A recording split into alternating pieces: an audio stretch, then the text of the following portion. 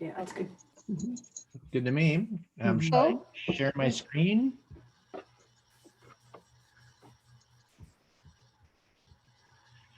All right, I just want to welcome everyone and introduce our two presenters today. Joanne Lawson has a Bachelor of Education degree and an honors degree in physical and health education. She has taught for many years in both Ontario and Quebec. Joanne has been a program director at the Champions for Life Foundation for over 6 years and is also responsible for curriculum and resource development. In her personal life, she enjoys spending time with her husband and daughters, as well as traveling, playing volleyball, swimming, and spending time outdoors. So her expertise on physical movement comes with a lot of cred. Christopher Laurin is the Director of Marketing and Business Development for the Champions for Life Foundation. With over 30 years of experience in fitness and recreation operations, he specializes in innovative program development, marketing, strategic and operational planning, and staff development. He has a proven record of building high-performing staff teams, developing strong relationships with community stakeholders, and increasing the quality of programming and user experience. Christopher is also a certified group exercise, group cycling instructor, an Ironman finisher, and has a bachelor's degree in leisure studies from Concordia University. So now I hand things over to Joanne and Christopher. Thank you. Thank you, Carol. Well, thank you very much for having us. We're thrilled to be here tonight with you. Tonight's presentation is all about supporting your child's physical literacy development at home. This is designed to be a energetic, interactive presentation. We're going to have some questions at the end, but that being said, if ever you have a question along the way and just want to get our attention, feel free to speak up and we'll be sure to catch it while it's in the flow. Does that sound good? Yep. Can everyone see my screen? Yes. Mm-hmm. Fantastic. Oh, there we go. So we have three clear learning objectives for today's presentation. Upon completion of today's workshop, we're going to explore the definition of physical literacy and what it is, why it's important for kids today. There are some alarming issues and trends happening with youth and their lack of movement. And so we're going to address some of those trends and those issues. And then finally, we're going to spend a good chunk of time on how you can support your child's physical literacy at home. There are 6 sections to this presentation. We're going to spend a little time telling you about Champions for Life and where we're coming from to give you some context of where our roots are and why we're dedicated to physical literacy. We're going to talk about physical literacy in more detail and fundamental movement skills and all the fundamental movement skills that make up the practice of physical literacy. We're going to highlight some of the underlying issues, as I mentioned in the learning objectives. We're going to talk about the role of parents and then really get into some next steps. And we're going to share some resources with you at the end of this presentation, including this slide deck. And then we'll have some time for questions. But like I said, at any time, please feel free to ask away. So let's tell you a little bit about us. You had an intro. Thank you for that wonderful intro, Carol. Real quick, just to highlight a few other things. I worked with the YMCA's of Quebec for over 18 years, and then I moved on and worked as a regional manager for a large national consulting and management company that managed corporate wellness and a number of other community recreation facilities across the country. So I've been in recreation my whole life.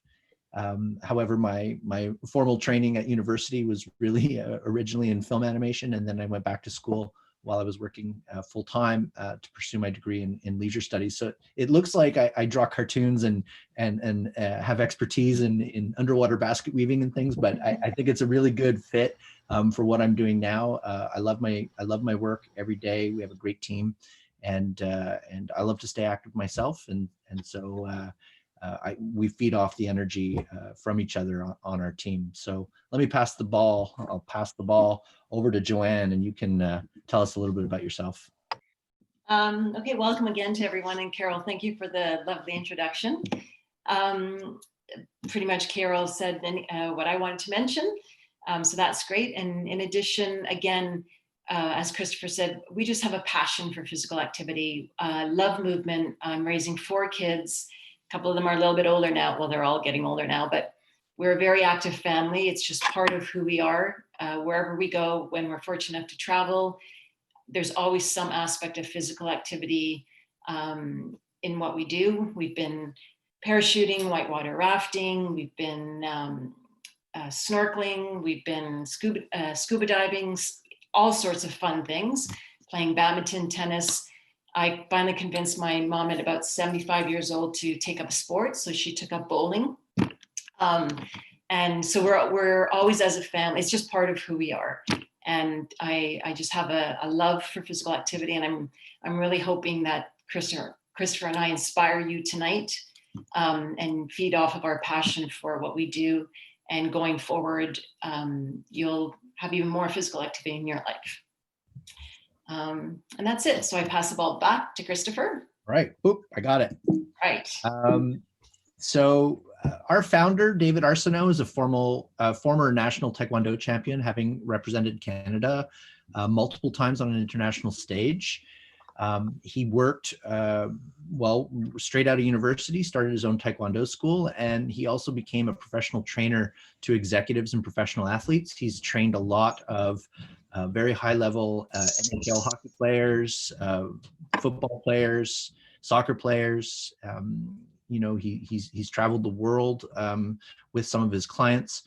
And he always has come back to his real passion, which is teaching children to move to the best of their abilities.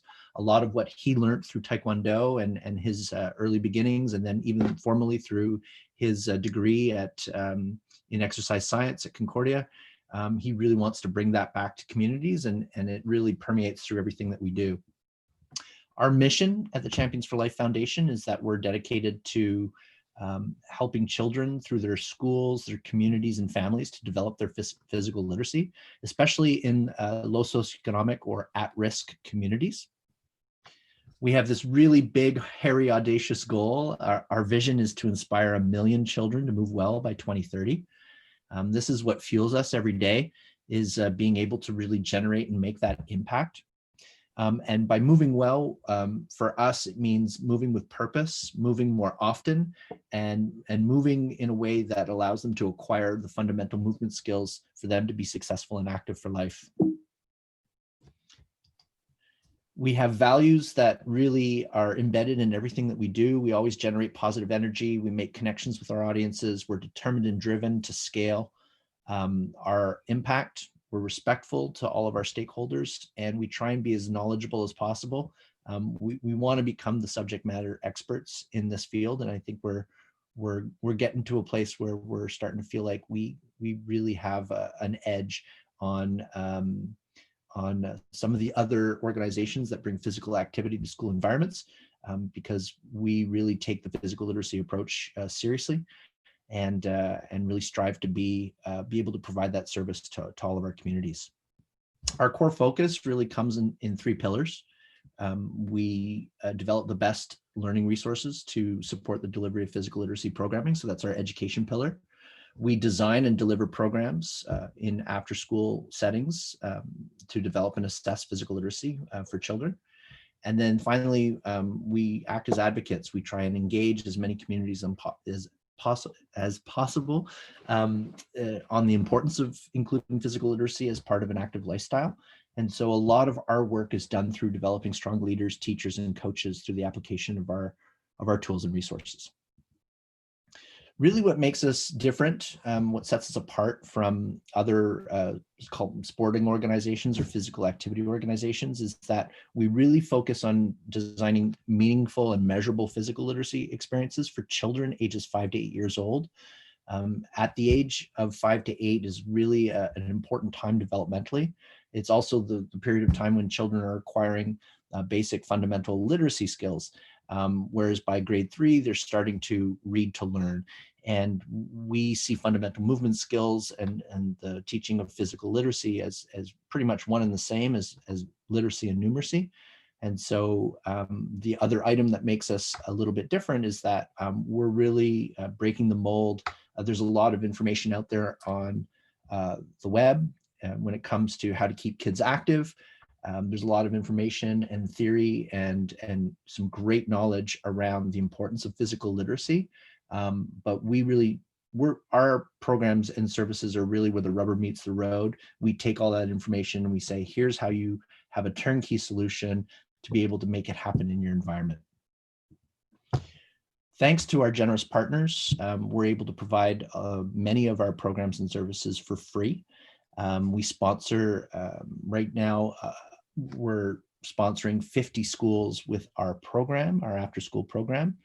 And we're going to be sponsoring another 200 schools with access to our digital physical literacy toolbox, which is a just recently launched resource that we'll mention a little bit again later, but it's essentially all of our tools and programs that are available to any school or community in preferably a low socioeconomic community, so that they can bring physical literacy to their environments. So thanks to our partners, we're able to do a lot of the great work that we do today. We also have done some really interesting research with University of Laval and Concordia University, where we've tested a lot of our programs to ensure that there's some validity and some measurable outcomes for the children when it comes to developing these fundamental movement skills. So since our inception in 2016, we've trained over 175 leaders. We've been in 130 schools across 35 different communities, and we've impacted the lives of over 17,000 children. We're on track this year to be in 250 locations and on track to be impacting the lives of 30,000 children, which is something that we're very excited about. So I'm going to pass the ball back to Joanne. Here you go, Joanne. And she's going to take us through some of the finer details around physical literacy. All right, thank you, Christopher. You're welcome. Perfect. Okay, so the concept of physical literacy was first developed or coined out, I guess, by Margaret Whitehead in 1993. So the idea of it has been around for about 30 years. And basically what physical literacy means, it's having the motivation, the confidence, the knowledge, and the understanding in order to engage in physical activity, in various physical activities and in various environments. So the concept is pretty simple. Now, despite the fact that the term physical literacy has actually been around for almost 30 years, I personally feel that the understanding of the importance of physical literacy is still at a very early stage. And I think there's a lot that we can do to kind of help progress it. And that's one of the reasons Christopher and I are really excited about having you here today, because the more we talk about it and the more we make people familiar with the term physical literacy, hopefully it'll get more recognition and help our kids in the end. So again, really important that we implement physical literacy into our schools and organizations and homes and communities. Because unfortunately, there's an organization called Participation. And unfortunately, this year, Canada received a D- in the area of physical literacy. And the reason we got this mark, which is not a good mark, is because they're seeing that only 30% or about 36% of our children are meeting the minimum level of physical literacy. So that's really, really low in a country where we have the money and the means to really promote physical literacy and see it play out. So it's definitely, we have a lot of work ahead of us, but opportunities like this, being able to talk to people about it is really exciting for us. So again, thank you for having us. And as I said earlier on, we really hope that our workshop inspires you to continue to talk about physical literacy. If it's a new word for you, to just tell other people about it and how they can engage and make their personal lives more active as well as their child's life. So this slide is about the fact that physical literacy is a skill-based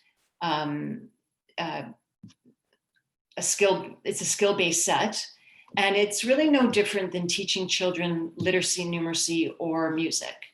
And what I mean by that is when we're teaching children to read or to do math problems or to learn an instrument or to learn how to sing, we first teach them the building blocks. So we teach them the ABCs or the 1, 2, 3s or the do, re, mi's kind of idea. And then from those building blocks, they can progress to do, read more complicated pieces or do more complicated math and so on and so forth. So physical literacy, it's really the same idea. We start with the building blocks. And in physical literacy, the building blocks are called fundamental movement skills. And fundamental movement skills are the basics. And if we know these basics, we're able to build a foundation for our kids. If our children have the basics, they'll have a really good foundation that they can now participate in physical activity and grow their skill and participate in more complex skill and more complex sport. So again, it's just really the basic building blocks to movement is what fundamental movement skills are, and that's what we teach. So what are the fundamental movement skills? There's many. This is just some of them. It's things such as running, skipping, jumping, climbing, throwing, catching, tossing, striking. So there's many, many different types of fundamental movement skills. And again, these are just some of them. And we can categorize all these skills into 3 movement categories, which we call balance, locomotion, and object manipulation or object control skills. So any movement you do, we categorize them, we as a foundation, but also as a whole, into these 3 different sets. So for example, balance, you could have static balance or you can have dynamic balance. And static balance would be, an example would be, balancing on one leg for a period of time. And dynamic balance would be being able to balance and move at the same time. So this is really important if you're, trying to ride a bike or trying to skate or trying to be, on a scooter or trying to catch a basketball while you're in motion. So both types of balance are really, really important. And balance is kind of it affects all other skills. If you're able to balance, if you have really good core, you're able to do many other skills at a much more complex level. And then we have our locomotor skills, which are the skills that allow us to move from one point to another. So it's running and skipping and hopping, but it's also things like spinning and pivoting, which you might see in basketball or you might see in dance. Stuff like skating, swinging, being able to ride a bike. Again, you're moving in motion. And then our object control skills are when we're using an object and we're manipulating it in some way. So we're able to throw it or catch it or strike it or kick it. So we might, kicking a ball for soccer or catching a ball for rugby and that sort of thing. So this is what we teach. This is kind of the things that we would teach in our program, all these different types of skills.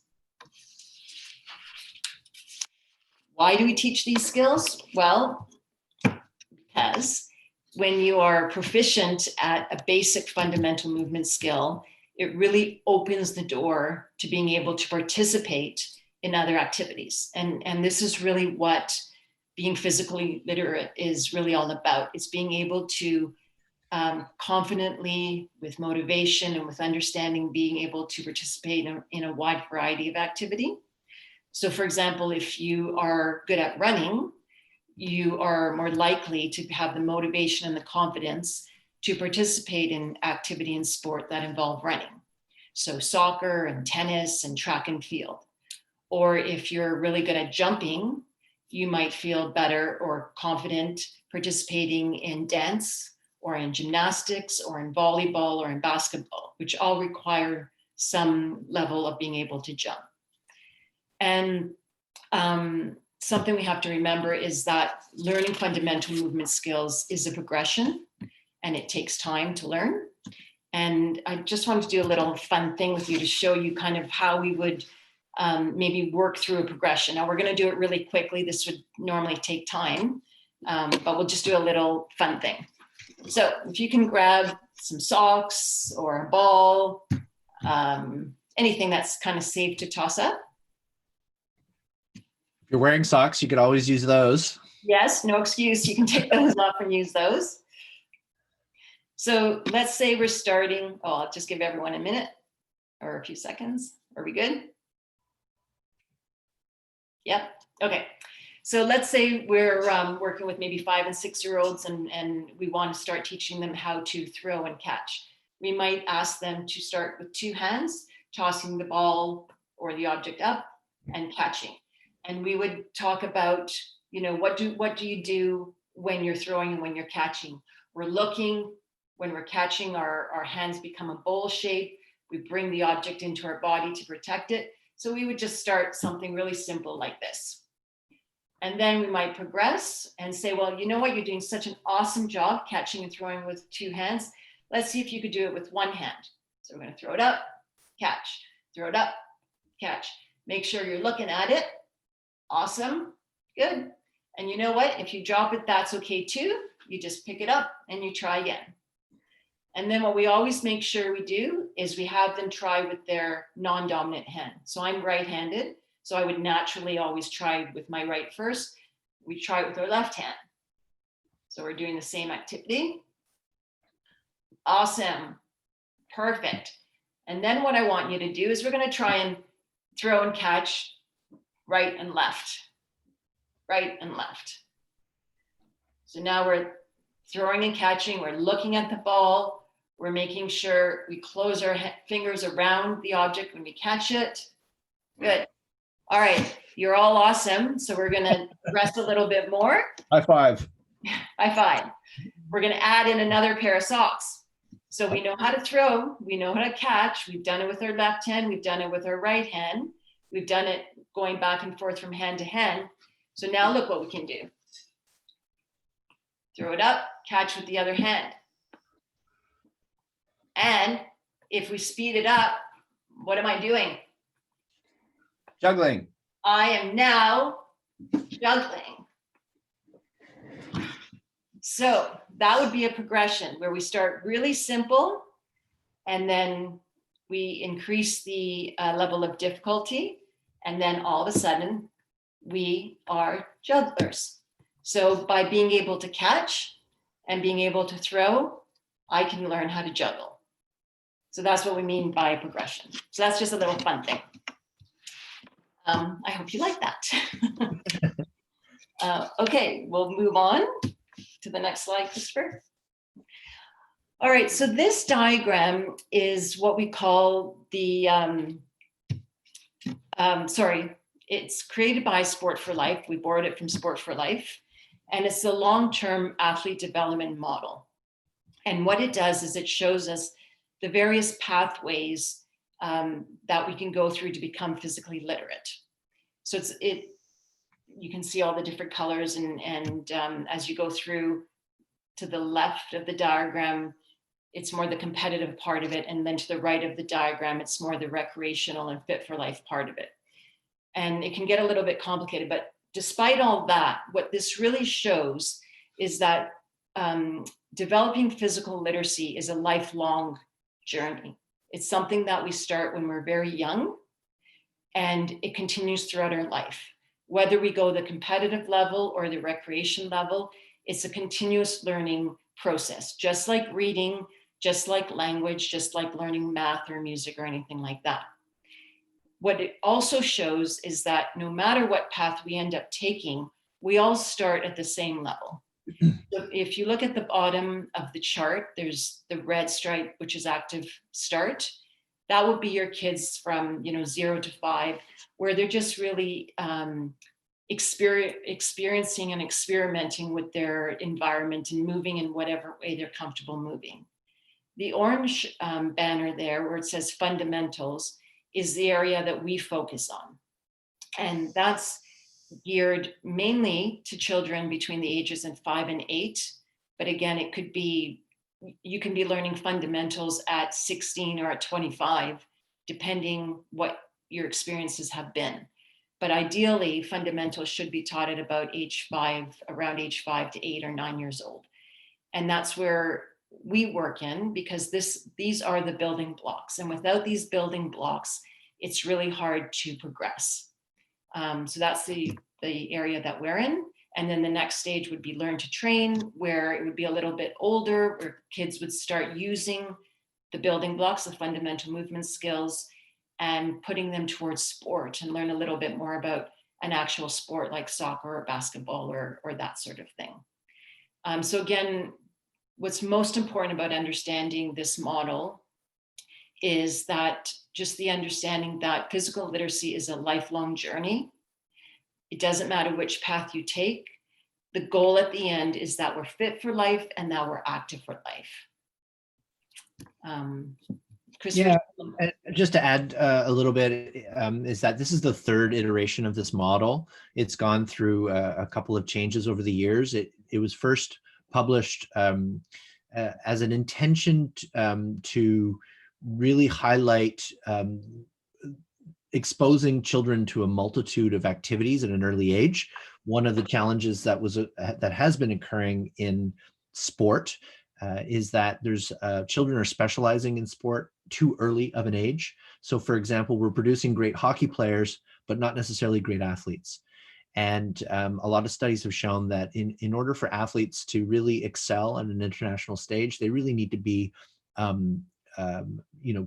not a single sport athlete for their entire lives. The best athletes like Patrick Mahomes, for example, the Kansas City Chiefs, he wasn't a quarterback his whole life. He was a baseball player and a bunch of other things. And as a result, he has an unorthodox style of playing as quarterback, but he sees the field and he's a great athlete.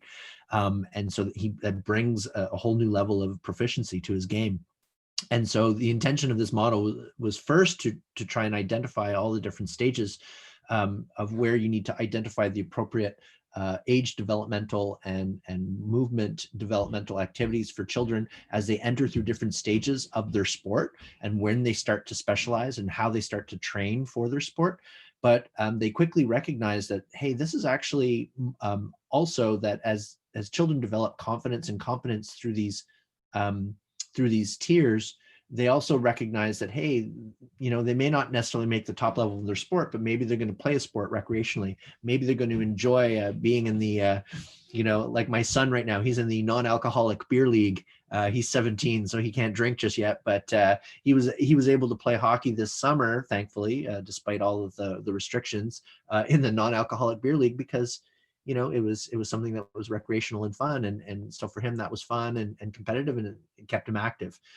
Whereas someone like my mom, she relies on going to the YMCA. She moves every day, and right now it's really hard for her because she doesn't necessarily have that outlet. And so she's someone who really benefits from doing some functional training, which is another way of saying, strengthening those fundamental movement skills. And so she would be in the fit for life stage, So we hope that brings you a little bit of clarity, because it's essentially the foundation for why we do what we do, and it really leads to more in the future. Any questions on that so far? We're moving at a good pace. Thumbs up. Yep, great. Moving on. Do you want to introduce the video? Sure. So this is a video that Christopher and I found, and it's really just, it's a good laugh, or at least Christopher and I had a good little chuckle watching it. And it just kind of is an example of why even as adults, we really do need a basic, at least level of fundamental movement skills just to go through our daily routines. So this is just for fun. So Christopher will play it and enjoy it.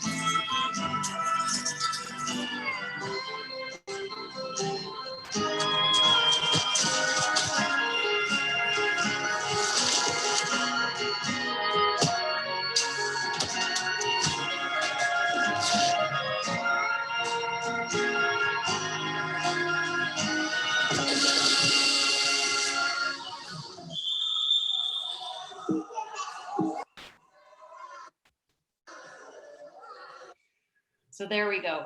Just some easy everyday things that we actually do need to have some fundamental movement skills.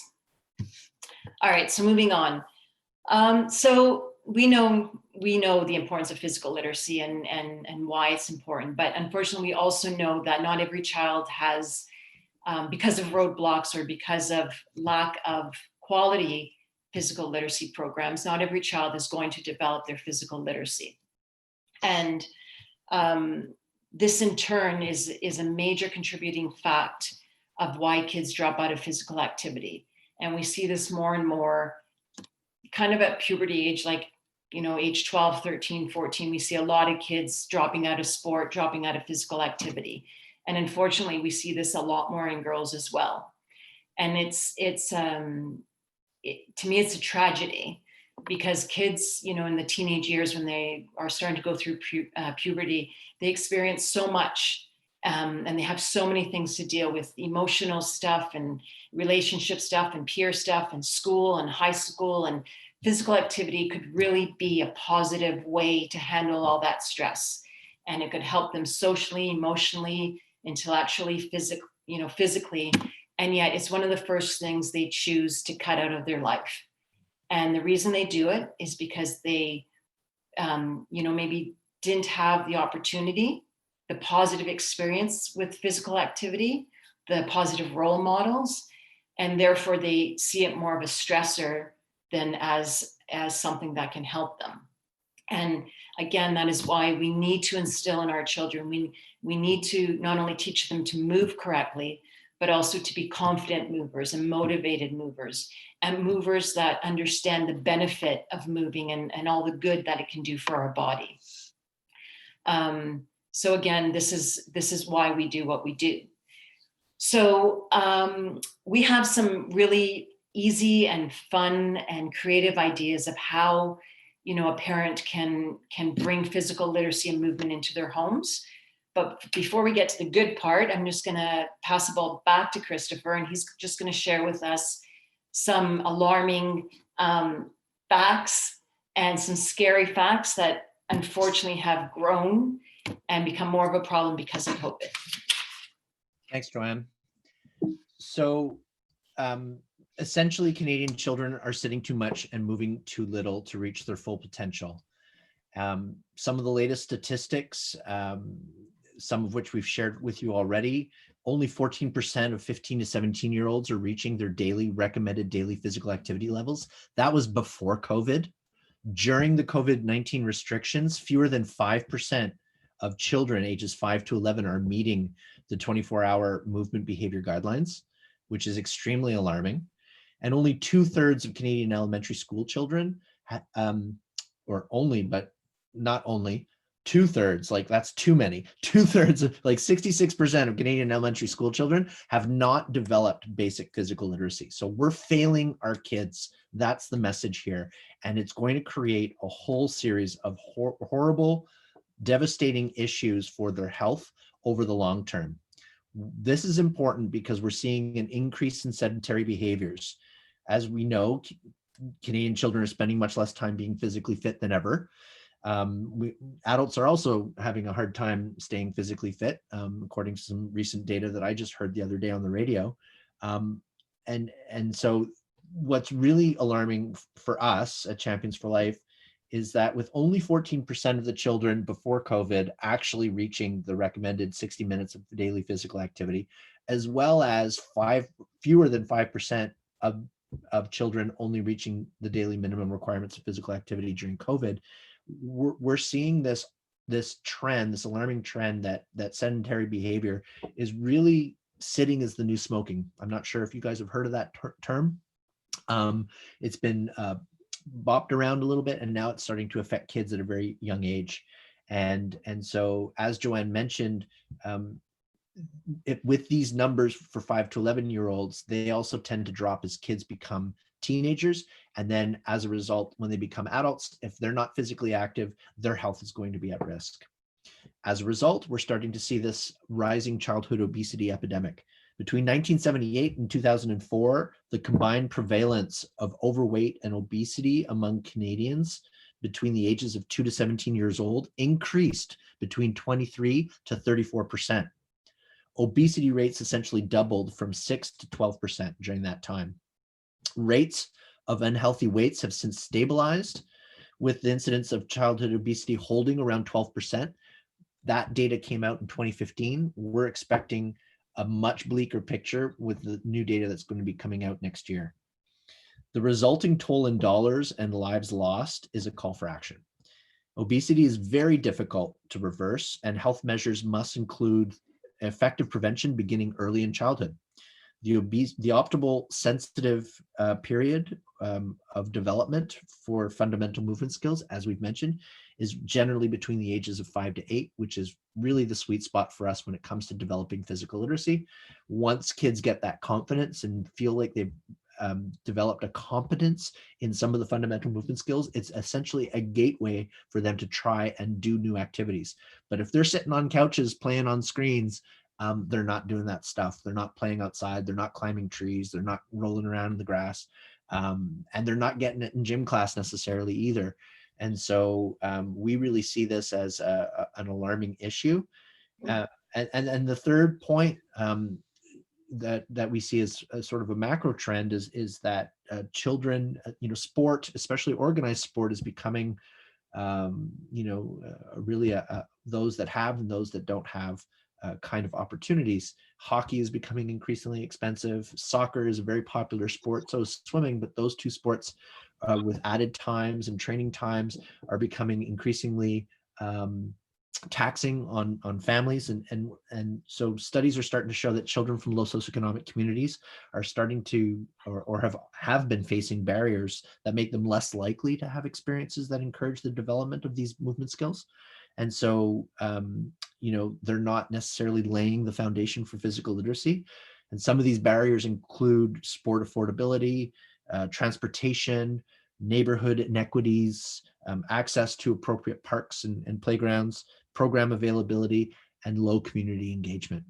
So these three essentially sort of negative health trends are really impacting the health and welfare of our children. So I'm going to pass the ball right back to Joanne. Here you go, Joanne. Whoop. Thank you. And before I start with what parents can do, I think there was a question in the chat. So let's just look at that it was from Mimi. She asked, do you think that this may also be attributed to the fact that many sports become very competitive and perhaps less fun when kids hit the teen years? So I think that's in response to what I was saying about kids dropping out. And I would say, yes, that definitely attributes to it. And that's a problem in itself in the fact, like Christopher was saying, that our society's kind of gone towards early specialization in sport rather than participation just for the love of participating. And I think it's an area that needs to be looked at and rethought about, to provide opportunities for kids to play volleyball or basketball or whatever at a purely recreational level, if that's the level they want to be at. If they want to go competitive, that's okay. Or you can have a competitive league without it being, what's the word I'm looking for? Only having your top athletes in that league. Kids that are not the best basketball players can still be competitive basketball players if they're playing with peers at their own level. So yes to your question, Mimi, and it's definitely an area that needs to be looked into. Yeah, I could also speak from a consulting perspective. I mean, I've probably visited close to 300 different facilities across Canada, and I've consulted on close to 100 different projects. And there is a commercialization of sport that's happening out there. I mean, sport as a business. If you're building a new arena and part of the money is a P3 partnership with a municipality as well as some private organizations, people are going to want to make money based on ice time and how much time they can get. And there's an enormous amount of pressure if you have a young athlete who's showing some kind of promise at an early age, and tapping into those parent dreams of trying to bring your kid get your kid into a school or into the NHL. You're going to pay for the extra ice time. You're going to pay for the extra coaching sessions. And that's happening at all levels of sport, whether it's soccer, swimming, volleyball, some more than others. But certainly the commercialization of sport and that level of competitiveness is forcing kids to, like Joanne said, do one thing and one thing only, and not have that multi-sport experience. And as a result, once they stop competing, or once they stop that sport, they're almost like, well, I don't feel confident at playing basketball. I don't feel confident going out and trying something new. Yeah, that's it. If they're not playing at the upper level, it's like they see themselves as not good enough and they don't enjoy it. We've experienced that with speed skating. We're already paying much more than the hockey parents because we're smaller groups to get onto the ice. So there's a lot of pressure to use that time for like intense training. So even the cross training in the summer with like circuit endurance, things like that, it's just these kids go from like when they're little playing these little tournaments called like Sid Fun. Yeah. So they travel around and they have like this festive feeling to the competitions, and then it goes to like super serious mode in the teen years. Kids are starting to go to becoming super serious. So I think where sport when they're younger is fun and a form of release, for a lot of teenagers, it's like it becomes just yet another place they're feeling overwhelming pressure. So I think that that is the only activity or part of their lives that they have a choice on whether to participate in, as opposed to school. And I think that's where, I mean, only my own personal opinion, because I've had two kids in sports like that, and both kids in both levels have just dropped off the face because they just didn't want to have that high intensity lifestyle. They wanted to continue to enjoy it. However, even looking for any sport league that's like a fun league, they just don't exist. Yeah. So you can't continue just for the fun of it with friends and get together on the weekend unless you're just going on free skate time or. Exactly. Yeah. Great point. Thank you for bringing it up. Yeah, that is a good point. All right. Oh, so I'm on. Okay. So what can we do? What can parents do? So what we do know is that what kids see in the home, in their home environment, really impacts them and really kind of shapes the things that they do. And, research, it's not surprising, research shows that the more physically active parents are, then the more likely their children are going to be physically active. And there was actually a study that I read recently. For every 20 minutes that a parent is physically active and the child sees the parent being physically active, the child's level of physical activity is increased by 5 minutes per day. And I'm not talking about sport. I'm not talking about having to take your child to soccer or to basketball or to whatever. I'm talking about just a child seeing physical activity in the house. So it's really important that as parents, we're modeling the behavior that we want to see from our children, in any behavior, because as we know, kids are more likely to do what they see than do what they're told, especially when it comes from mom and dad. So we're going to go through a couple of things that parents can do to try and help their kids become physically literate and be active. So again, I've already touched on this, but number one, and this is something that I truly believe and I truly try and live my life by, is that you need to be the role model for your child. You need to make physical literacy part of your life, physical activity part of your regular routine, so that your child sees that it's a normal thing to be doing. And they're willing to take those risks and take those chances and put that time into it. And when I'm saying physical activity, I in no way equate being physically active with being an athlete, or at least not for the purposes of what I'm talking about right now. When we ask parents to be, engage in physical activity with your child, you don't have to be an athlete. You don't have to be a soccer player to be able to kick the ball around with your child. You don't have to be a basketball player to be able to shoot hoops. You just have to have that motivation and that drive to try and go out there and have fun with your kid. And, when I talk to parents, I sometimes say, sometimes it's good that our kids see us doing something that we're not good at or that we're not comfortable doing, because one, they might be a little bit better than us and that builds their confidence, but also they need to see us fail at things too and realize that failure is not a bad thing. It's actually, it's an opportunity to learn. So I play a lot of sports and I feel really good at that, but I make sure I try a sport once in a while that my kids see me doing that I'm really no good at all at, because it inspires them to keep trying different things as well.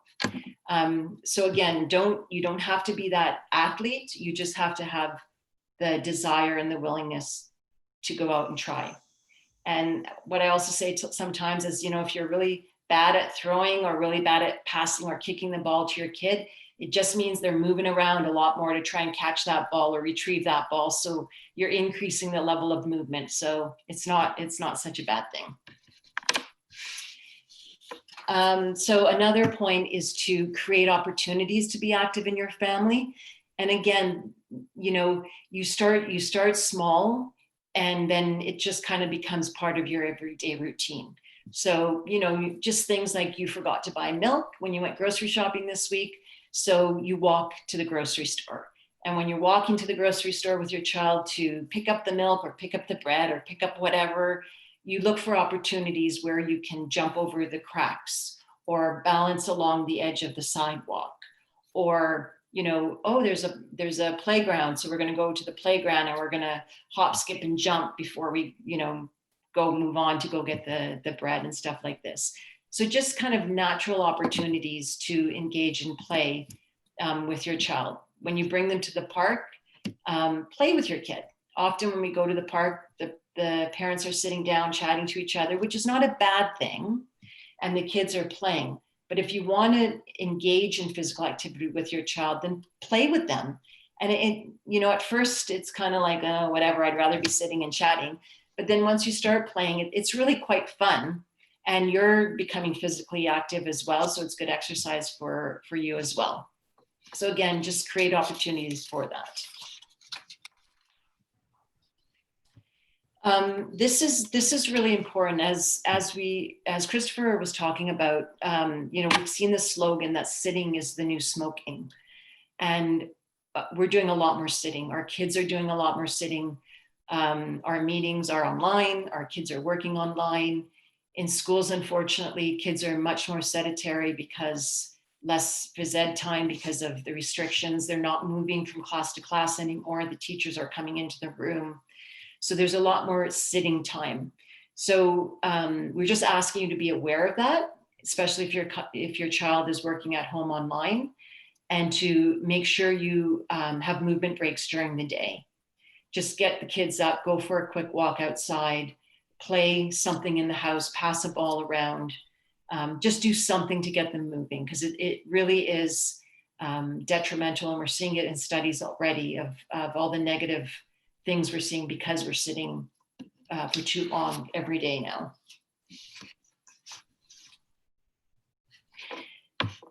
So expose children to a variety of activities. What we mean by this is they're not going to be good at everything. We're not good at everything. They're not going to like everything. We don't like everything. So try and do a whole bunch of different things with them, and try and make sure you hit on the 3 categories: balance, locomotion, and object manipulation. So, you know, throw a ball to each other, but incorporate some sort of locomotion. I'm going to throw the ball to you. When you throw it back to me, I want you to spin around once. Or I'm going to throw the ball to you. Can you run and touch the tree and then come back? Or, you know, just anything like that. Like, just incorporate many different types of activities. And it doesn't have to be sport. So you don't have to go outside to play soccer or to play basketball or to play tennis. Just go outside to kick a ball around, to catch a ball, to throw a ball, to throw a snowball, just different things like that. So, you know, variety is the spice of life, and that's true with physical activity as well. Finding a safe space is really important. So again, safety is always the priority. Just be aware of where you're being physically active, both outdoors and indoors. Not all of us have access to a backyard or a park or stuff like that. So, oh, did we decide? But that's okay. So just make sure your space is safe. A friend of mine, she lives in a smaller home, doesn't have access to a backyard and stuff. And what she did during COVID is she had 3 young kids and just kind of going a little stir crazy. So she emptied out her living room. She basically had her couch. She had the TV still on the wall, but she emptied it out, and that became the play space. So now she could throw things and kick things and pass things with her kids, and not worry about the lamp that was broken or the little knick-knack on the table that looks so pretty and all that kind of stuff. So it's just taking, making a conscious effort to provide those safe spaces for our kids. There we go. Thank you. And like we talked about before, becoming physically literate and learning fundamental movement skills is a progression. And when we're learning anything, it takes time, it takes patience, and it takes practice. So don't focus on whether your child is doing the skill right. Just focus on having a lot of fun with them, being really encouraging. You're going to find something they're doing correctly. If you're throwing with them and you keep throwing and they're not catching it, there's got to be a positive point to it. Maybe they're looking at it. Maybe they're moving towards the ball or something like that. So always focus on the positive. Don't focus on perfection, because it's not about perfection. It's about moving. It's about building them up, encouraging them, trying to develop motivation and confidence in them as well. It's not just about mastering of a skill. And finally, what we hope for is that you will become an advocate for physical literacy. And this doesn't have to be a huge, massive undertaking. It's just little steps, or it could be big if you want it to be big, but little steps, starting with just asking your child's school, your child's teacher, how they're incorporating physical literacy into your child's curriculum. Through phys ed is where we hope we see it, but it's not just a phys ed thing. You can incorporate physical literacy into math. The math teacher can really creatively have kids throw, things into buckets and talk about probability, talk about fractions and all that kind of stuff. The same with reading. A teacher can read a story to children, and every time a certain word is mentioned, they have to jump, or they have to hop, or they have to spin. So physical literacy should be part of the whole child's learning. So ask those questions. And at Champions for Life, we talk a lot to physical education teachers, but we also talk to daycare educators, daycare technicians. We talk to principals.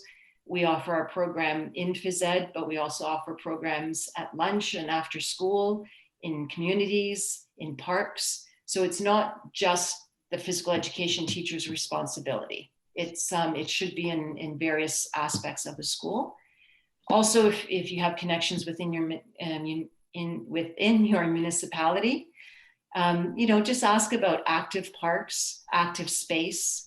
If there's, some cement somewhere that's lying empty, can we put in some spray paint, some hopscotch or some squares and stuff like that would just encourage kids to be active. So talk about it, use the word physical literacy, ask how it's being used, how it's being done, what are the opportunities for the kids. And I think I'm going to pass the ball to Christopher now. Hey, thank you, Joanne. With my left hand. Oh, with your left hand. I'll catch it with my left hand. There we go. So as I mentioned earlier, thanks to our generous sponsors and donors, we're able to support a number of schools with free access to our programs and digital educational resources.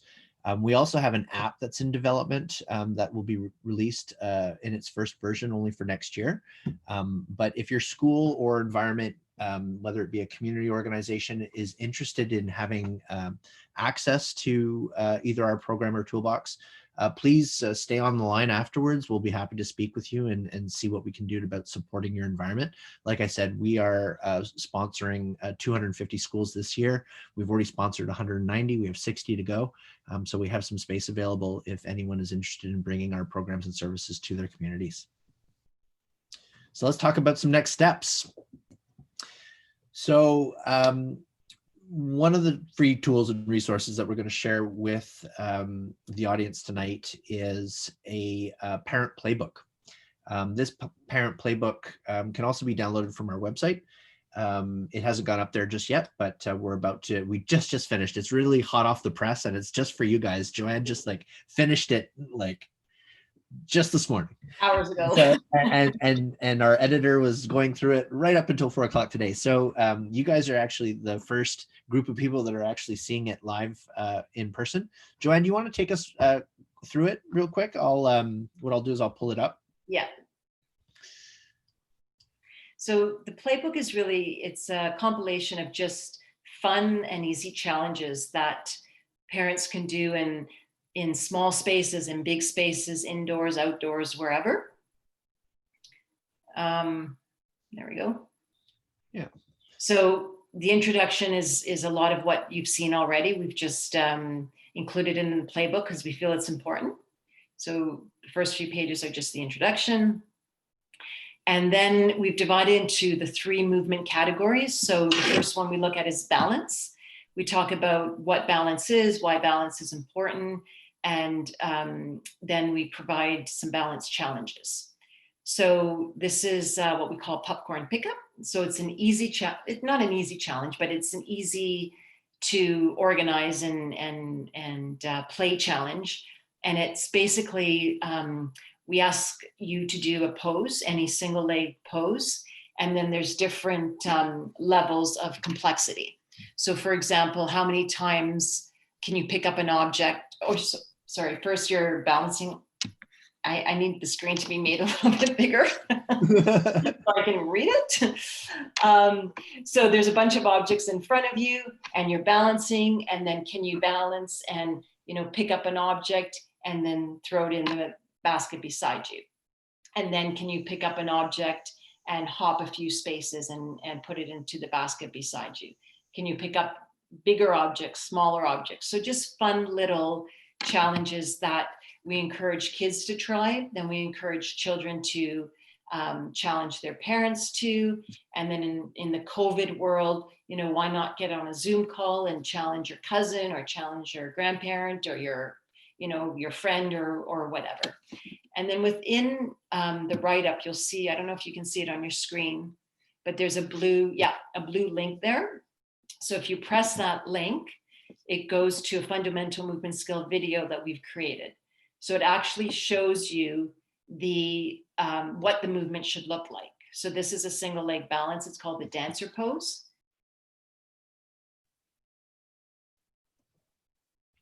So that's ideally what the movement looks like. So we would encourage, mom and dad to practice this movement with their children, and then, try the challenges. So there's a few challenges for balance. This is a fun one where you just balance. That's the kite pose there. So you're balancing in the kite pose, and then you try and take off your shoe and put your shoe back on. And if you can do it, over a certain amount of time and that sort of thing. And then this is a partner one where it's called back to back, and you're balancing a stuffed toy between your backs or on your heads and that sort of thing. And then we move on to, I think locomotion is next. Yeah. So again, defining locomotion, why it's important. And then we go on and have 3 or 4 challenges. So it's jumping and hopping and bear crawling, playing with balloons and different things like that. And then the same for object manipulation.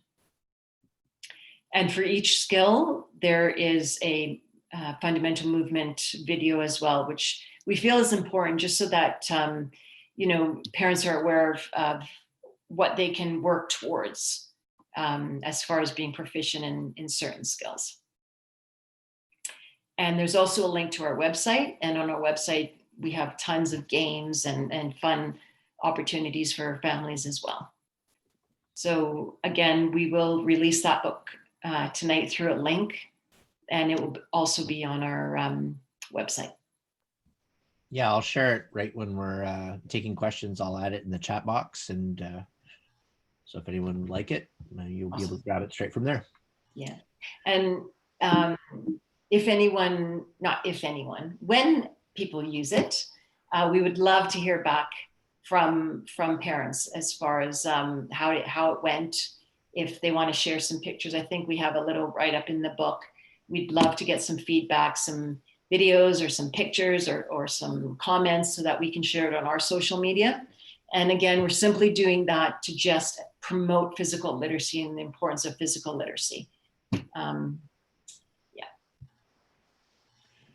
So some of the other things that as parents, you know, it's really challenging to keep the kids busy at home and keep them off the screens. We've all heard of job jars and different ways of trying to get the family engaged in contributing around the home. We really like this idea of the Let's Get Moving jar, or it could be, you know, related to physical literacy as well. You could put in a series of different activities, a series of different movements, in different games that maybe you pick from some of the links that we share with you today. And the idea would be, especially, you know, with children under the age of 8, you know, the whole I'm bored, I don't know what to do, I want to go on Netflix. Well, why don't you spend, you know, 45 minutes doing something a little bit more active first and get outside? And well, I don't know what to do outside. Well, go to the Let's Get Moving jar and let's pick something and see what comes up. And so maybe it'll be like build a fort, or you know, so there's a bunch of different actions that you can put down there. You're limited by your own creativity, and the idea would be to sort of pull 2 or 3. You get to put it back in if you don't like it the first time, and say pull 2 or 3, and let's do this either together as a family or just the kids. Why don't you get out there and either in the house or outdoors, find a way to get moving, and the importance is as a parent just putting that together, and it's a fun thing. The kids love it, and you know, you just put down some creative ideas of different things that you can do to keep them moving throughout the day. I like this tile. This is one that Joanne put together. You know, a lot of indoor hopscotch. There's a lot of things that you can do with sidewalk chalk and tape and cardboard and paint. Do you want to speak to this a little bit, Joanne? Yeah, I just love hopscotch. Hopscotch, I do love hopscotch. And it's really easy. Even in the winter, I mean, all you need to do is get some food coloring and create a hopscotch. And it doesn't have, you know, these are pretty traditional looking hopscotch, but it could be as fun as you want. I think on the other slides, we have some other shapes, but you can, you know, with food color, go outside, put some hopscotch on your driveway. A lot of people have, you know, in my area walking around, you'll see the kids with sidewalk chalk doing it. And it creates a conversation. Like, I don't know how many new people I've spoken to during COVID standing on their driveway to see the artwork that their kids have done. And so when you do something active, you know, you'll see people hopping and skipping and stuff like this. So here's some other examples. I like the one on the bottom left, which is a maze. And again, we've seen this a few times now, especially through COVID, in people's hallways and stuff like that, where you just create a maze and the kids have to crawl under, jump over, hop, skip, jump. And this activity is actually, I've done the Spartan race, and every year there's an activity where it's unfortunately not rope, it's usually barbed wire, but there's an activity where you have to crawl under barbed wire or jump over things and with barbed wire and stuff like that. So anyway, it's a really fun activity. In the snow, just using cardboard or wood, you don't have to have skis, to slide across or jump 1-to-1 over them, stuff like that. You see this little girl, she's sliding along this piece, I don't know if it's wood or what it is. And then it looks like there's a hula hoop. So I'm imagining she's going to be balancing across this piece of wood, and then she'll crawl and try and go through the hula hoop. So again, not difficult things to do. These are the, you know, obstacle courses you could create. Yeah, and just further to that, I think half the fun is creating them as well. And once the kids get involved, they start creating them themselves. I mean, this takes a 10-minute activity and turns it into a 2-hour activity because they spend half the time building it and wanting everyone to go through it, especially the obstacle courses. The string is something, you know, you can build a fort. You build an obstacle course. It's kind of like you got to get mom and dad from one end of the house to the other, and they can't touch any of the wires, and the kids get to build the course. And so by getting in there and participating with them, it's a lot of fun. They're practicing dynamic balance. They're practicing balance movements. They're working on their core strength and core stability. When they're building these obstacle courses, it involves everything from jumping to locomotion, sometimes object manipulation skills. So the more creative that we can be, or encourage the children to be creative. I mean, certainly the sidewalk chalk was really popular in my neighborhood. Really fun going on a walk through my neighborhood. I'd see a few of these on my walk late at night and sort of jump through a few of them. So inspiring for adults as well. Yeah. But I think key is being able to kind of go back to that imagination creation and play those games like Floor is Lava, or play those games like let's build an obstacle course in the house, and they're allowed to do this, and let's find a way to make it fun and safe, you know? Yeah. And I mean, a lot of those games are what we grew up playing, right? It's kind of old school.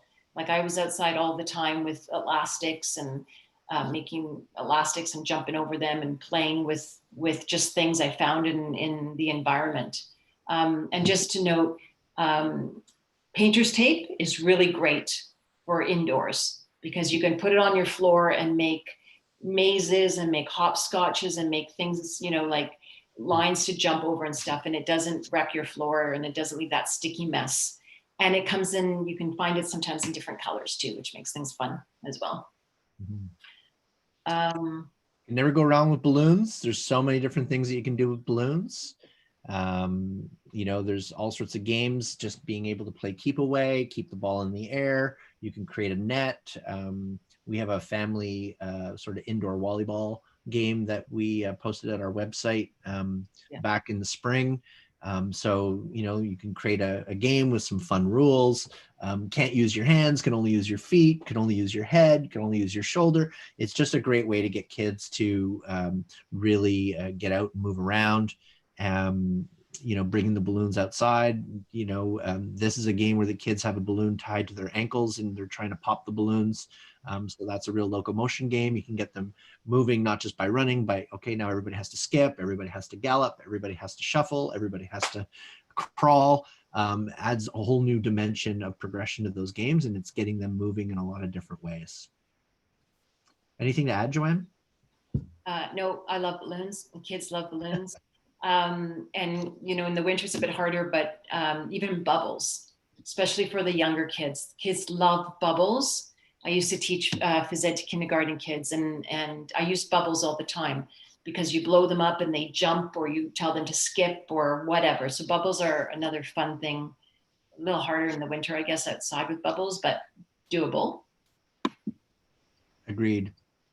So, as a parent as well, I feel that sometimes, I've fallen into the trap of doing the sort of the same things over and over again, and not always feeling creative to, I don't want to go outside with the kids, and what are we going to do? And I've always found inspiration online through a lot of different means. And one of the things that I've just recently discovered in the last year through Champions for Life Foundation is that everything's a progression for us. And so something like that sock game, you can end up drawing out an activity by practicing a lot of different progressions of a singular movement to be able to make that activity more fun and challenging for those kids over time. And so there's a lot of places that you can go to find some inspiration, to find some games, and just to get your creative juices flowing, to ignite that spark, so that as a parent, you're like, oh, I'll take this game and I'll modify it at home. So it maybe requires 5-10 minutes of time just going online and getting some ideas. But there's a lot of great places. So our website's one of them. Active for Life has ready-made for you fundamental movement skills games.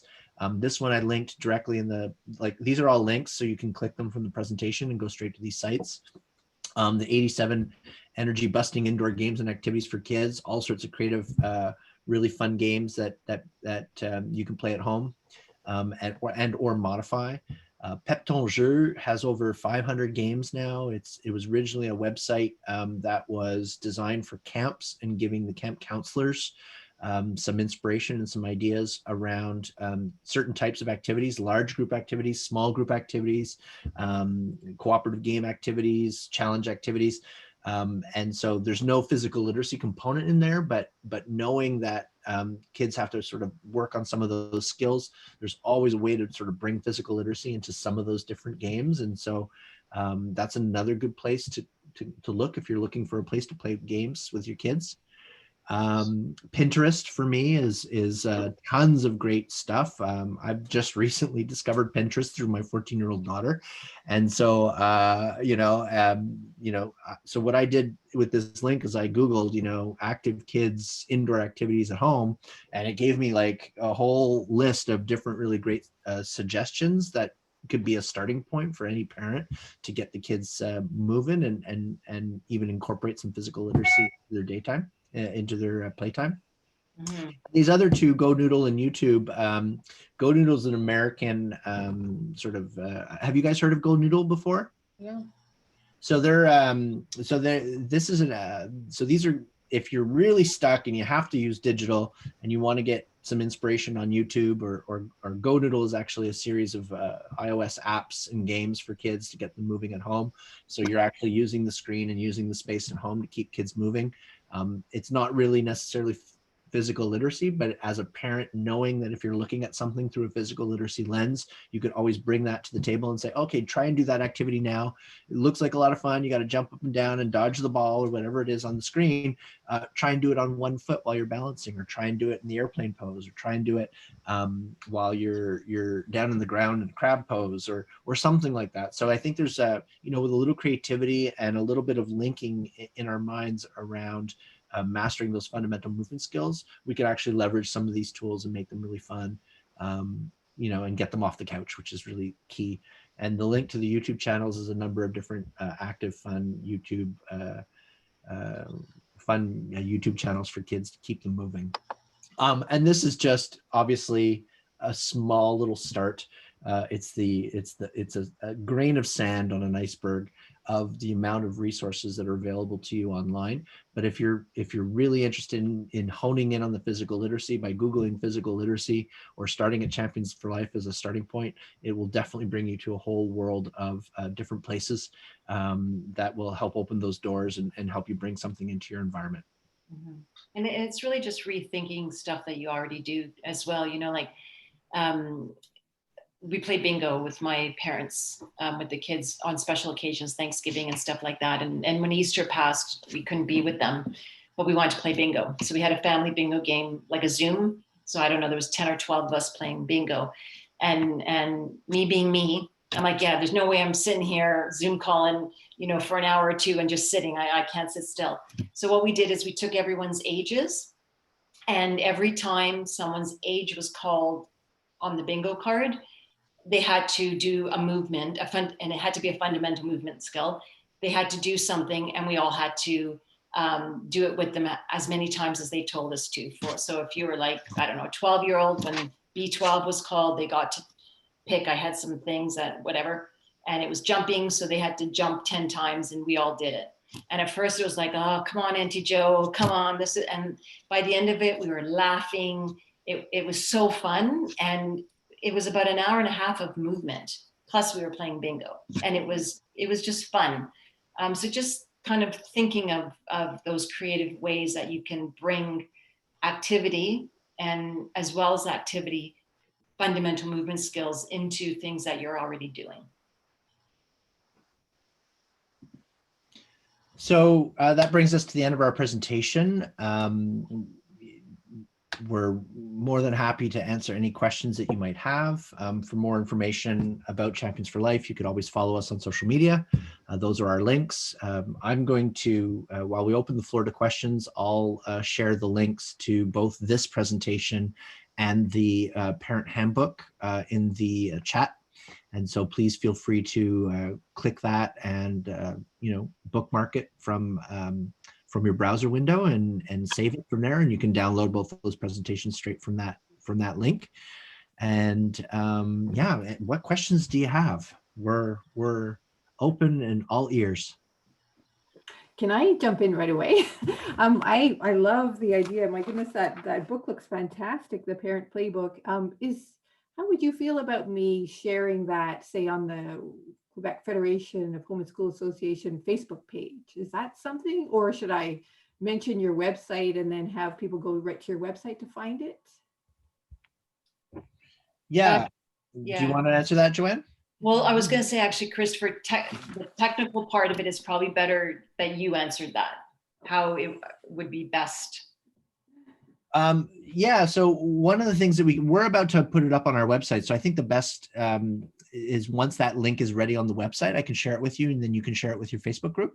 Oh, that would be great. Yeah. Sure. Okay. So it'll be free and available for everyone anyways, but it'll just be, I think, an easier way for you to share it because it is quite a big file. Okay. So yeah. That's great. Thank you so much. That's Oh, great. pleasure. Okay. How can we find out if our school actually is part of the program already, or if it's something that we can bring to them? What school in particular? St. Patrick's in Pecor. No way. Okay, Yeah. so St. Patrick's. So Samantha is a integration aide there. Yeah, Yes. So Samantha is one of our Champions for Life leaders, actually. you're kidding. No, we're not. And so she actually taught the program at 2 different schools last year. Okay. Unfortunately, she couldn't teach them at those 2 schools this year because our leaders have to come from within the school. Ah, So the good news is that we have a leader already in your school.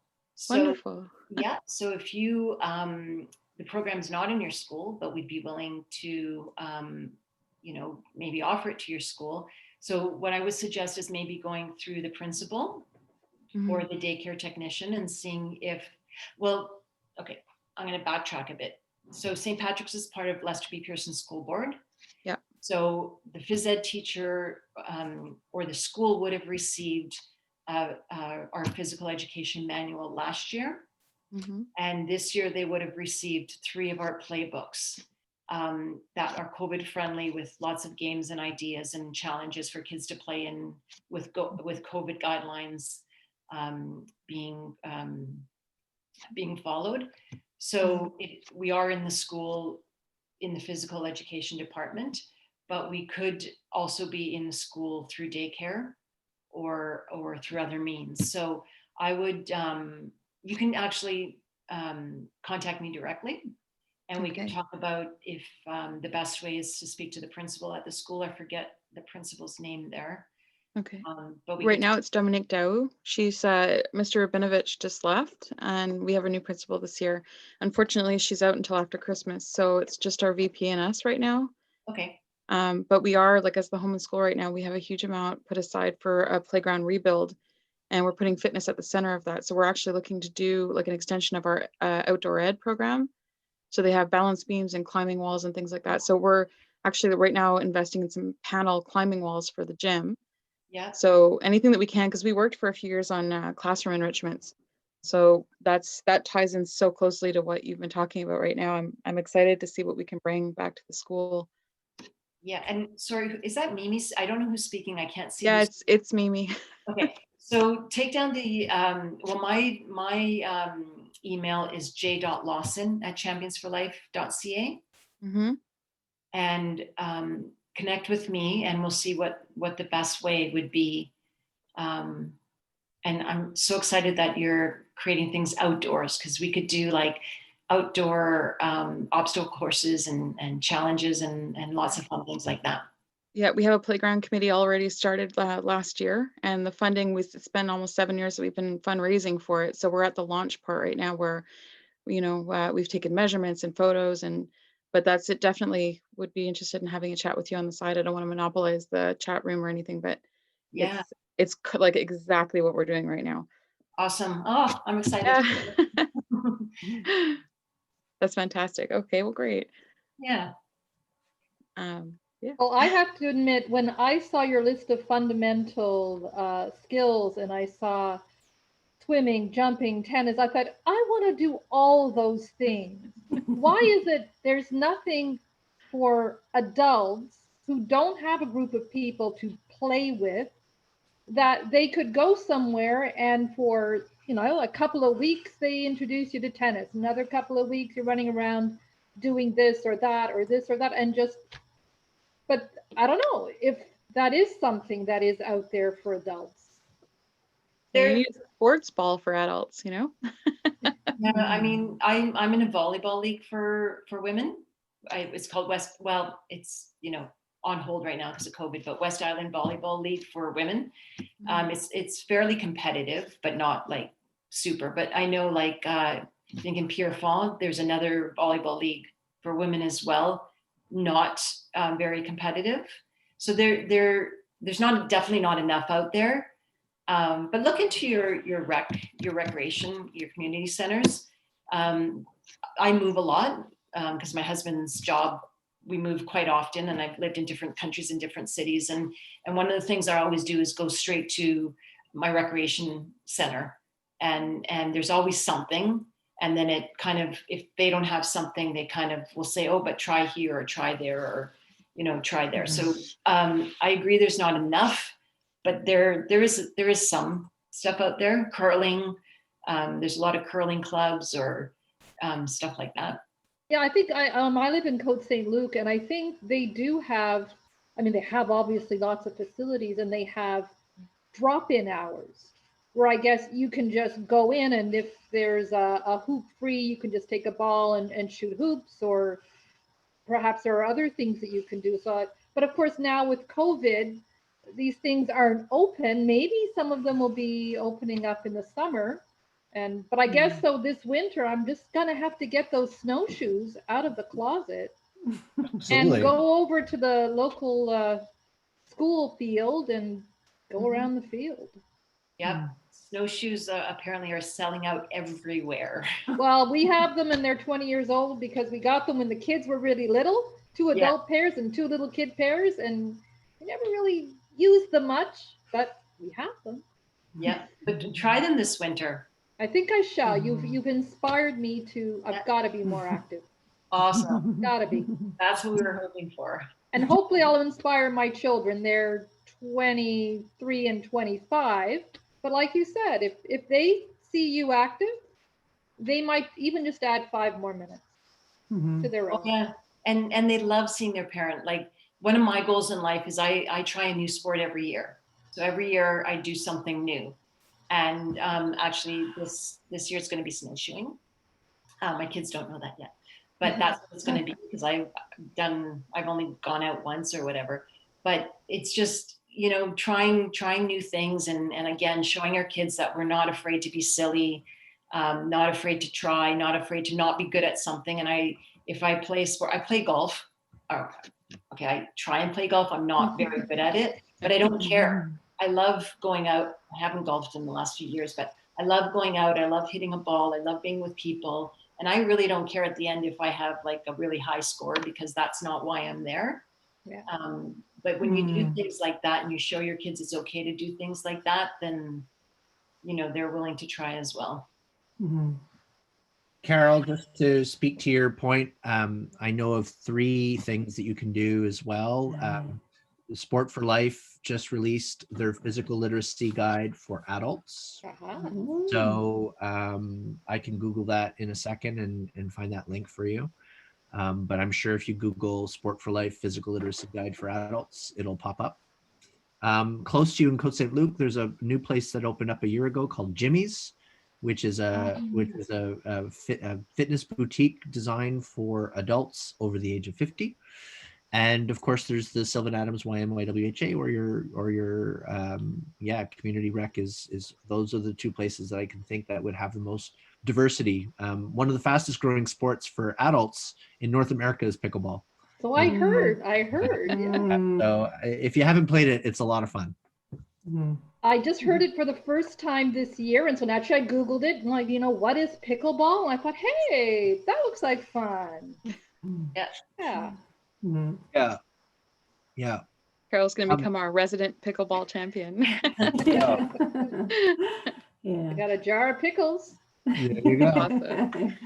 Yeah. If I can say, with my 3 kids, I mean, one of them was most taken by sports, and I think with her, half of it was the social aspect. Like it was so nice for her to play on a hockey team. They were always B, you know, they were like, they never did very well, but like, boy, did that get her through like all through her high school years, just knowing that, you know, she could study, but then she had this other release, you know, she'd go off and have the hockey drama, you know, so Yeah. it was good. It was really good. Absolutely. It's so much the fun aspect that they grab Yeah. onto. Yeah. Like when my second son left speed skating in the end, it was heartbreaking because we'd done it with him since he was very small. I mean, he popped up on skates when he was 18 months old in the skate can program, and you know, all the way till high school. And but he found lifeguarding, you know. So I think active kids just seek out activities, you know. And now he's married to it. He just got his bronze medallion, and it's killing him that COVID's closed all the pools because he's the fish of the family, you know.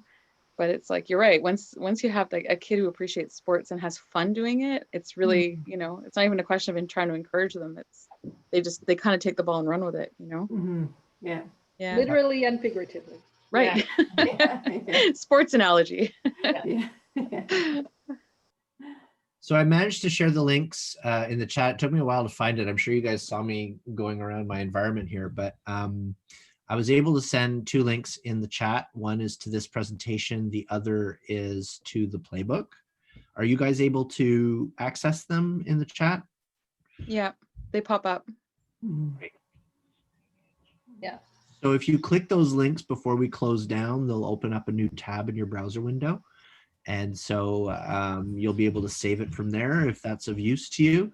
And if not, if this presentation closes and you weren't able to get to those links and you want to circle back anytime after this presentation, please just feel free to reach out to us and we'll be happy to share whatever we need. And I'll make sure that once I upload the presentation to to our website, I'll be sure to share that link with you. Does that make sense? That's It perfect. does. Yeah. It's great. And I certainly hope that, you know, school gets back to normal next fall and that so many kids will be able to take advantage of programs that you can introduce to their schools and get them moving. And maybe they'll get their parents moving. Yep. I mean, Yeah, I remember back in the 70s when participation came out. That whole, and then it was all over television and people were putting up all kinds of facilities and parks and things. And I guess, I don't know what happened. Did money run out for that? Did a different political group come in, or? They've just changed in terms of they're still very present in Canadian, in the Canadian conversation around health and wellness of Canadians. You'll find some of their digital assets to be quite wonderful and quite comprehensive. They're really trying to leverage technology as well to try and get more Canadians moving more often. But I think it's a different vehicle for trying to get out there and reach and make an impact with people compared to what it was during its inception in the 70s, and then Hal and Linda. I remember them. I remember buying some steps from them in a fitness facility in Montreal. So I think you know, I definitely think that their organization has evolved and they're doing some fantastic work. So they're still there, they're still very present and still making a great impact, but just not similar to what you remember, I think, in terms of their grassroots involvement. It's more of a digital engagement, I would say. Been having fun. There's a group through Box right now. They have Box breaks, and you can log on in that, and you know, it's fun for the kids who are at home right now doing home learning, because it gives them that 15-minute spurt of activity when, you know, they're getting restless or having trouble concentrating. It's a really great resource. I think they did them at our school. Actually, I know that they did when my second son was there, and they did the breaks in the morning. So it was like the kids would come to school an hour early and they would do an hour of activity before school started. And they relied on parent volunteers to come in and help run the program. But it was like, I remember those days fondly because the kids were much more settled in class, and teachers remarked that they were calm and they picked up information more readily and their behavior was much more mellow. And you know, I hesitate to say compliant, but they were more eager to absorb what was being taught. Mm. So I Oh, think that absolutely. definitely brain chemistry and movement plays a lot into how kids succeed in education as well. Oh, yeah, for sure. It almost makes sense to have something like that become part of like the pedagogy of an actual school day. That's the morning break. Mm. Yeah, absolutely. I mean, so we have been working quite diligently with a lot of phys ed teachers. I mean, a lot of our programs are in alignment with the PE curriculum and adheres to one of the key competencies that teachers are assessing for when it comes to phys ed. And certainly there needs to be, just like anything, like, a school needs to become a healthy school. I think there's a number of things that schools need to do to be able to kind of check all those boxes and say, yeah, we've got a number of initiatives happening and we can become a healthy school. And I would say that the same thing is true. Physical literacy would be one of those things. Having a physical literacy approach, having physical activity as brain breaks or as movement breaks throughout the day, active classrooms, safe spaces to be able to climb, run, jump, both indoors and outdoors. Not always having to be in organized activity, but also having unstructured active play incorporated in the school that's age appropriate for all grade levels. So I think there's a number of different things that schools can do to kind of create an active school. And certainly we're starting to see that kind of trend happening more in Western Canada. I would say that physical literacy as a concept is fairly new to Quebec, but we'll get there. Yeah. Mm. Even in your schools, just having kids have access to equipment and recess. When I grew up, there were always balls and skipping ropes and all kinds of things out in the playground. And then a few years back, it was like, you start seeing signs like don't run in playgrounds and don't throw balls. And, my kids were told once that I have girls. And one of my daughters was told once at recess she couldn't play soccer because that's what the boys did. And, stuff like that, which makes me crazy. But it's just, it's getting better again. But just, just simple things like if you want kids to learn how to kick and how to throw a ball, they need a ball. So schools need to have those things out. And you know what? If a ball gets broken, a ball gets broken. You replace it. But you have to have, you have to have the materials for the kids to practice and to play and to experiment. I mean, try teaching a math class without math manipulatives, right? Like, or a math book or pencils or paper. You can't do it. The same way you can't teach kids to be physically active if you're not giving them the equipment they need. So just, again, being an advocate in your school, if there's money to be spent, let's buy some stuff. So when the kids are outside at recess, they can skip and throw and play soccer and stuff like that. Makes a lot of sense. Yeah. Do you find if there's a difference between rural kids and urban kids? With rural kids having more space, are they more active than urban kids? I don't know. I would say maybe at some point now, I don't know. I mean, unfortunately, technology and social media has just Devoured. really stopped our kids from being active. And I don't think it matters where they live because they're all in front of those screens all the time. Yeah. Like years ago, maybe I would say, yeah, definitely more space to run, more space to climb, more things to climb on and that sort of thing. But I don't know anymore.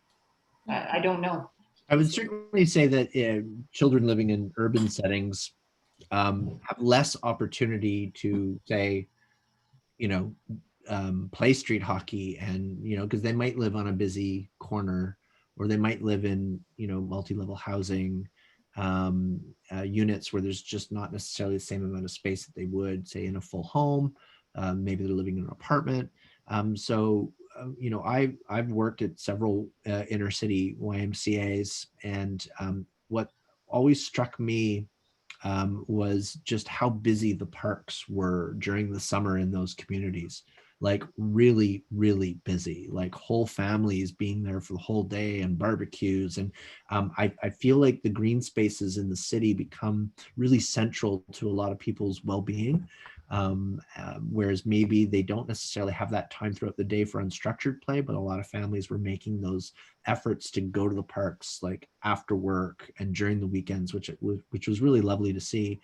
And then places like the YMCA or local community centers became the place to go to after school for those kids, or they were in after school programming. That's why we're focused on after school programming, because it's where we can make the most amount of impact in low socioeconomic communities, because kids aren't necessarily being picked up to go to a sport at 4 o'clock. They're being picked up, at the end of the day. And so keeping them active between 3 and 6 o'clock becomes really a key priority for I think a school environment. And so that's where we really lended a hand and helped with those fundamental movement skills. So yeah, to answer your question, I think there really is, they don't necessarily have access to a backyard or a green space that they can just walk to right after school or during the evening, and it has to be more of a scheduled activity with the family. So I would definitely say that they're not less. I just think the opportunities are different. But a lot of those school communities are doing amazing things with those kids. So great. So good questions. Are there any more? Does anyone else have questions, comments? Was this helpful? Was this a helpful presentation for you? For sure. Yeah. Thank you. Physical was activity great. is like at the forefront of everyone's mind right now, who, those of us who have younger kids who are being, homeschooled, or, in the COVID situation, finding those ways of getting those kids moving it's a monumental task these days, because all of the organized ways that they would get together with friends and make it fun to do those things are gone. So, yeah, it's thank you for the resources. Oh, you're Our welcome. pleasure. Yeah, I think the takeaway for me as we were Joanne and I going through this presentation is that there's no quick fix. There's no like set it and forget it kind of opportunities. I think our message is that as parents, we need to be involved if we're really going to make a real impact on how kids view developing those fundamental movement skills. There's a real role. It's not up to a coach or the phys ed teacher or someone else to teach our children those skills. That as parents we need to be involved. But there's a lot of different ways that we can be involved, and it doesn't mean that we have to hold their hands to do everything.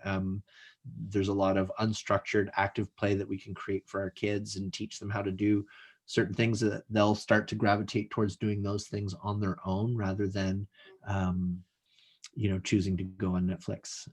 So I think setting those limits and creating the opportunities for the kids, using some of the tips that we've put in this presentation, as well as some of the links and resources, it's a great starting point, but it's up to the parents to kind of take the ball and move forward with those next steps.